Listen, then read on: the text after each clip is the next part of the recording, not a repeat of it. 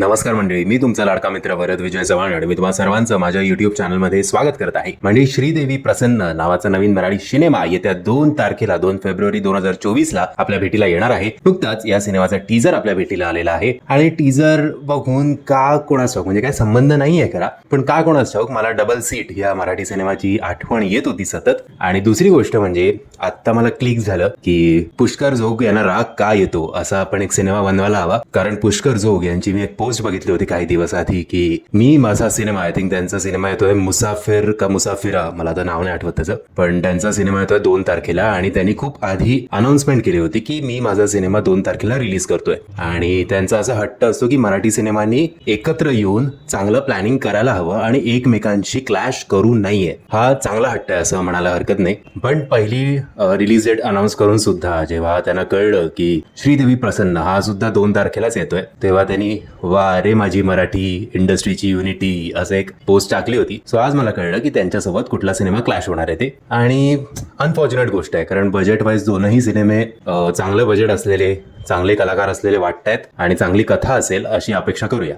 असो, सो आता टीजरवर येऊया. टीजर ओपन होतो एका कॅफेमध्ये, जिकडे एक मुलगा एका मुलीची वाट बघतोय. मुलगा अर्थात सिद्धार्थ चांदेकर आणि मुलगी अर्थात सई तामणकर. आता सई तामणकर म्हणजे ऍक्च्युली या दोघांचं एज बघता, जेव्हा मॅरिटल स्टेटस सिंगलपेक्षा अनमॅरिड जेव्हा राहतं ना कधी कधी 35, 36, 40 मध्ये, तसं मॅरिटल स्टेटस असावं असं उगाच मला एक शंकेची पाल माझ्या मनात आली. असो, सो हे दोघं थांबलेत कॅफेमध्ये. सईच्या एंट्रीला खास करून ते दिल में बजी गिटार ते जेव्हा गाणं वाजतं तेव्हा चांगलं वाटलं की चला काहीतरी आपल्याला इंटरेस्टिंग बघायला मिळणार आहे.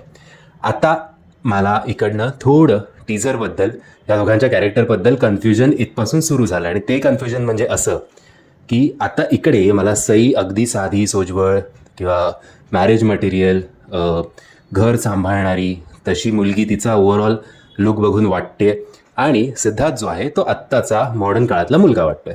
पण इकडे होतं उलटं. इकडे सिद्धार्थ हात जोडतो, सई हँडशेक करते. मग सेकंड ह्याच्यात सई त्याला विचारते की तू किती वेळा प्रेमात पडलाय, तर सिद्धार्थ बोलतो कमीत कमी 4 वेळा तरी असेलच. मग सई बोलते की जर तुझ्यासारख्या मुलाचं असं 4 असू शकतात तर माझी पण काहीतरी गोष्ट असेलच ना.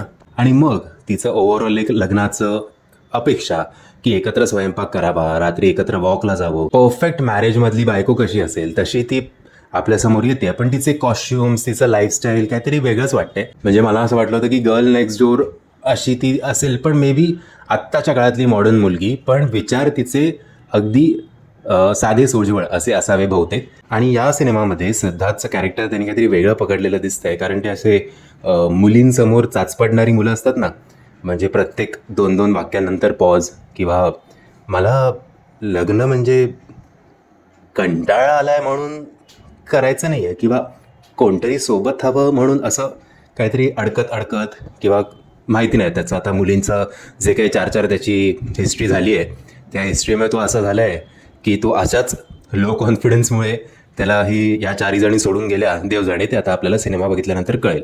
सो मला हे ओव्हरऑल टीजर बघितल्यानंतर कन्फ्युजन आहे. किंवा हा पोस्टर पण बघा की मॉडर्न कोण आहे आणि ऑर्थोडॉक्स कोण आहे.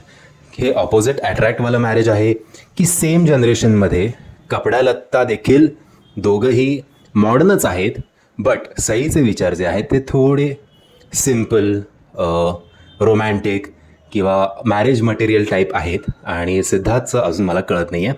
सो ओव्हरऑल काहीतरी हटके बघायला मिळणार आहे या दोघांच्या माध्यमातून, एवढं मात्र असं टीजर बघून वाटतंय. आणि त्याचबरोबर ते थ्रूआउट दिल में बजी गिटार हे जे गाणं होतं ते ऐकायला सुद्धा मजा येते. तुम्ही जर हा टीजर बघितला नसेल तर त्याची लिंक मी तुम्हाला खाली डिस्क्रिप्शन बॉक्समध्ये देतोय. आणि टीजर बघून जर तुम्हाला परफेक्ट आयडिया आली असेल या दोघांच्या कॅरेक्टर्सची तर मला कमेंटच्या माध्यमातून कळवा. आणि जर तुम्ही माझ्यासारखे कन्फ्यूज झाला असाल तर देखील कळवा. आणि जर तुम्हाला हा व्हिडिओ आवडला असेल तर प्लीज या व्हिडिओला लाईक, शेअर आणि चॅनलला सबस्क्राईब करायला विसरू नका. जय हिंद, जय महाराष्ट्र.